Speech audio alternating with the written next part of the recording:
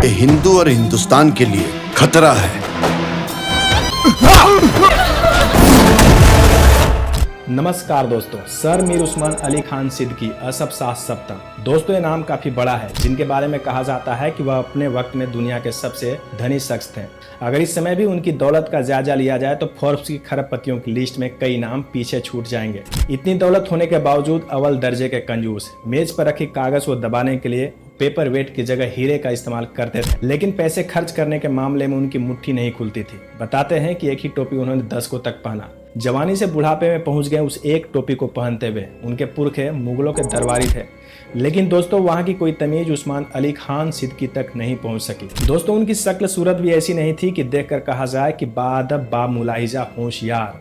असफ शाही राजवंश के चश्मो चराग आ रहे हैं। इन सब के बावजूद एक हुनर था उनमें, अपनी गद्दी बचाए रखने का हुनर। वह हैदराबाद रियासत के नवाब थे और अब उनकी पहचान आखिरी नवाब के रूप में होती है। जब तक आसमान में चांद और तारे रहेंगे तब तक हैदराबाद इस्लाम और निजाम का रहेगा। दोस्तों मीर उस्मान अली खान के दादा परदादा जब निजाम थे तो उस समय हैदराबाद रियासत की एक सीमा लगती थी मराठों से और दूसरी लगती थी मद्रास रियासत से। कभी इधर से हमला होता तो कभी उधर से। निजाम ने इनका हल निकाला फ्रांसीसी और ब्रिटिश लोगों से दोस्ती करके। दोस्तों बाद में अंग्रेज पूरे भारत पर हावी हो गए तो निजाम ने उन्हें ही अपना सबसे बड़ा दोस्त बना लिया।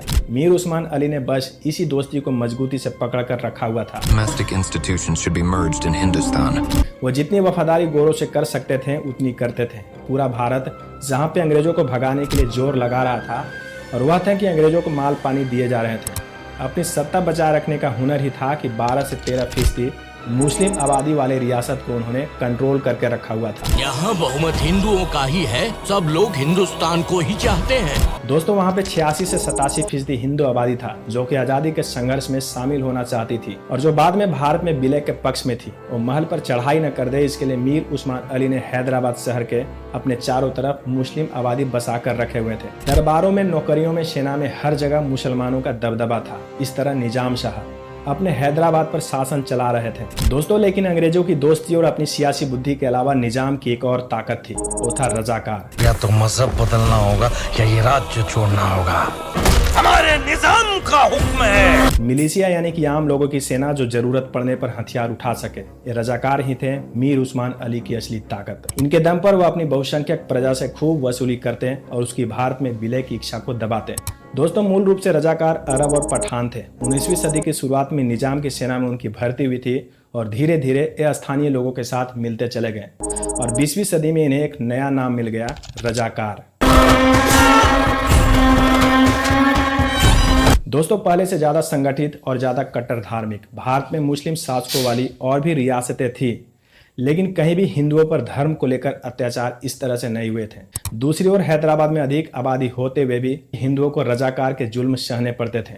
ओंकार सुनाई नहीं देना चाहिए और भगवा दिखाई नहीं देना चाहिए। और इस तरह कासिम रिजवी के नेतृत्व संभालने के बाद रजाकार और भी बेकाबू हो गए थे। रिजवी एक मौलाना था, साथ ही राजनीतिक दल इत्तेहाद उल मुसलमीन का नेता। जब बंटवारे की बात शुरू हुई और करीब 550 रियासतों को भारत या पाकिस्तान में से किसी एक को चुनने का विकल्प दिया गया तो हैदराबाद ने खुद को आजाद राष्ट्र घोषित किया। हैदराबाद को हिंदुस्तान में विलीन नहीं किया तो हालात बिगड़ जाएंगे। इसके पीछे दोस्तों कासिम रिजवी था, जिसने निजाम को भरोसा दिलाया था कि रजाकार भारतीय सेना का सामना कर सकते हैं। हैदराबाद को लेकर भारत सरकार के पास उस समय जो भी रिपोर्ट थी वह बहुत अच्छी नहीं थी।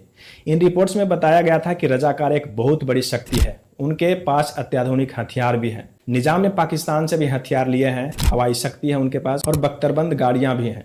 दोस्तों उस समय देखा जाए तो देश पहले ही जम्मू कश्मीर संकट में उलझा हुआ था और प्रधानमंत्री जवाहरलाल नेहरू उस समय नहीं चाहते थे कि एक और फ्रंट खुले और दुनिया को जवाब देना पड़े। आप उस पर अचानक हमला करने के बारे में कैसे सोच सकते हैं? दोस्तों स्वतंत्रता मिलने के तुरंत बाद सितंबर 1947 में भारत और निजाम के बीच एक स्टैंड स्टिल एग्रीमेंट हुआ था, जिसमें निजाम को कुछ स्वायत्ता देने का प्रस्ताव किया गया, लेकिन कट्टरपंथी रजाकारों के कहने पर मीर उस्मान अली ने उसे अस्वीकार किया। हैदराबाद अखंड भारत का हृदय है। फिर भी नेहरू सरकार चाहती थी कि मामले को बातचीत से सुलझाया जाए, इसलिए उसने ताकत आजमाने के विकल्प पर नहीं सोचा था।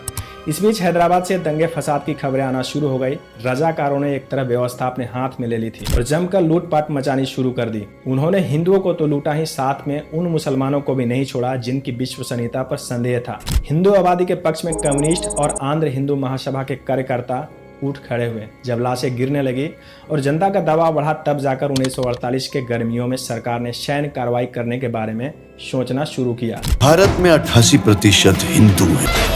जब तक हालांकि तभी नेहरू सरकार के मन में हिचक थी कि अपनी ही जनता के खिलाफ सेना उतारने पर दुनिया हमें क्या कहेगी।